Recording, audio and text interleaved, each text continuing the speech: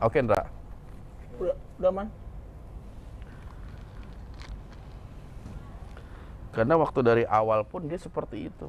Makanya ketika di akhir dia malah bersyahadat, saya sendiri nggak terlalu merespon dengan syahadatnya dia. Takut-takutnya kita malah dibohongin gitu.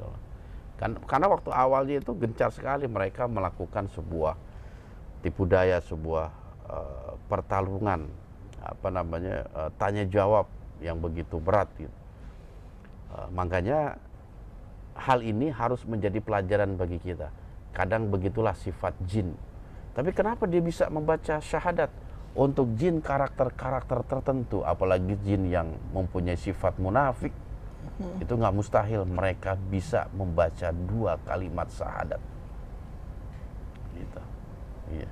Ketika mereka butuh untuk meyakinkan orang, meyakinkan manusia terhadap dirinya.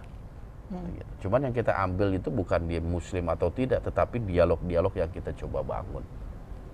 Yang pada akhirnya memang semuanya sudah terbongkar gitu tentang tipu daya mereka.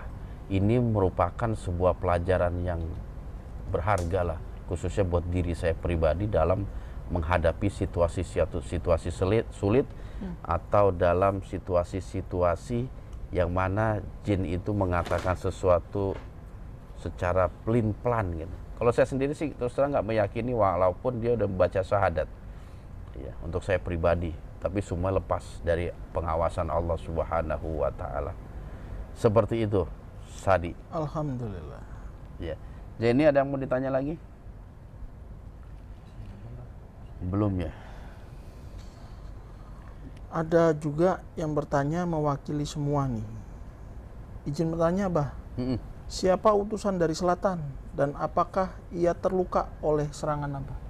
Oh, langsung di akhir ini berarti. Harusnya apa nanti aja? Enggak usah, Enggak apa-apa. Takutnya lupa juga. Jadi memang kedatangan tamu dari selatan itu yang dia mengaku sebagai seorang pengelana ini yang masih perlu pendalaman dan penyelidikan siapa dia sebenarnya gitu. Karena dia sendiri pun tidak mengutarakan atau menginformasikan tentang jati dirinya. Saya sendiri nggak berani untuk berspekulasi dia ini dia itu. Terus yang kedua juga kedatangan dia ke lokasi liputan kita pun memiliki maksud tertentu ternyata, yaitu dalam rangka menguji, ya, menguji buat dia lah istilah dengan bahasa kesatria ini. Buat saya sendiri nggak peduli karena saya juga nggak membahasakan diri saya sebagai seorang kesatria gitu. Terserah dia mau cap sebagai apa, kita mah biasa aja bersiar aja gitu. Nggak ada sesuatu yang kita ingin capai atau pengakuan dari makhluk gaib gitu loh, bahwa kita seorang kesatria dan lain sebagainya. Kita hanya berusaha ingin memperjuangkan sesuatu konsep visi misi yang kita bawa, itu aja sih. Tapi kalau makhluk itu mengatakan kesatria ini itu ya terserahlah. Yang jelas ini saya yakin bukan pertemuan pertama dan terakhir gitu. Karena apa? Ya itu dia curangnya jin tuh.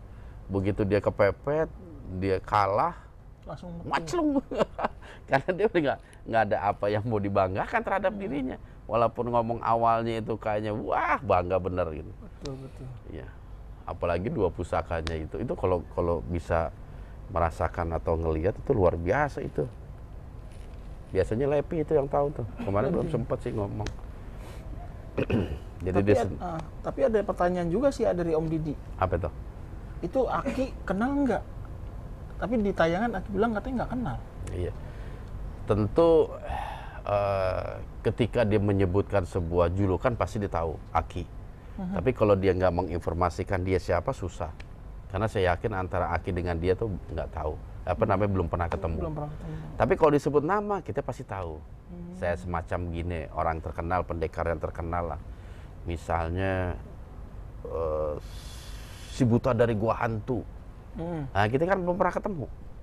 Tapi ketika ada orang mengaku saya lah si buta, oh ya saya kenal gitu. Artinya apa? Informasi mungkin tahu. Oh iya. Gitu loh. Ya, karena saya yakin dia juga seorang makhluk yang hidup sudah cukup lama dan sudah malang melintang di dunia persilatan, alam gaib gitu. Cuman sayangnya julukan ataupun namanya kita nggak tahu. Kalau dia nyebut aja mungkin Aki tahu, oh itu Spiderman toh. Spiderman. Ya kan? Walaupun kita nggak pernah ketemu Spiderman, tapi kita nyebut siapa sih pendekar itu? Spiderman. Hendraman. Hendraman. Seperti itu jadinya. Iya.